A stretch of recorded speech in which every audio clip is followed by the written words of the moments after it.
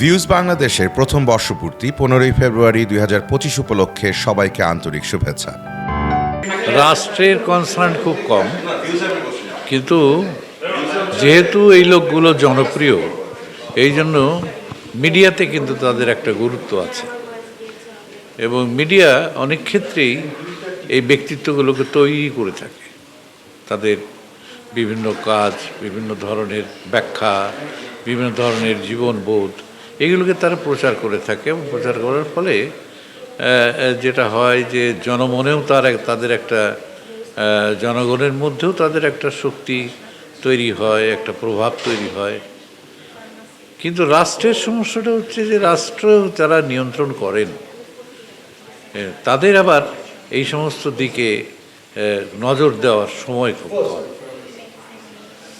এবং একবার একটি পত্রিকা পলিটিশিয়ানদের একটা ইন্টারভিউ করেছিল যে কে কয়টা উপন্যাস পড়েছে, কে কয়টা সাহিত্য পড়েছে।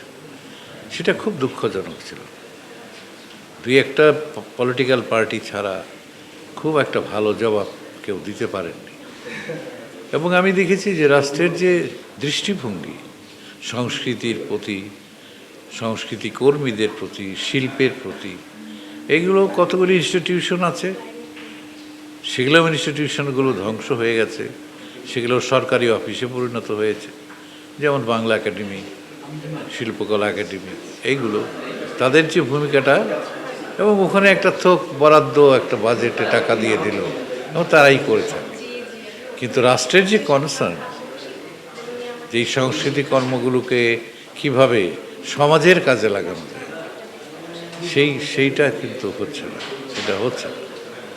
এখন পরবর্তী প্রজন্মের জন্য বার্তা, এটা খুব ইম্পর্টেন্ট, কিন্তু বার্তাগুলো সঠিকভাবে যাচ্ছে বলেও আমার মনে হয় না। সেটার কারণ হচ্ছে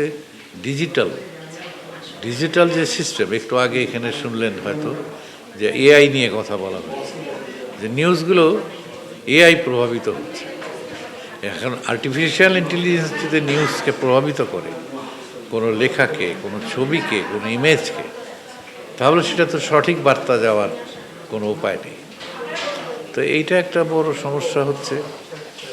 আর পরবর্তী প্রজন্মের কাছে সঠিক বার্তাটি, পরবর্তী প্রজন্ম তার শিক্ষা ব্যবস্থা, দেশের রাজনৈতিক অবস্থা সবটা মিলিয়ে সব বার্তাকে গ্রহণ করতে প্রস্তুত নয়, তারা প্রস্তুত নয়। তো কাজেই যে বার্তাটি গ্রহণ করতে তারা প্রস্তুত, সেই বার্তাটি কতটা সমাজের জন্য প্রয়োজনীয়, অর্থবহ, এটাও ভাববার অবকাশ আছে।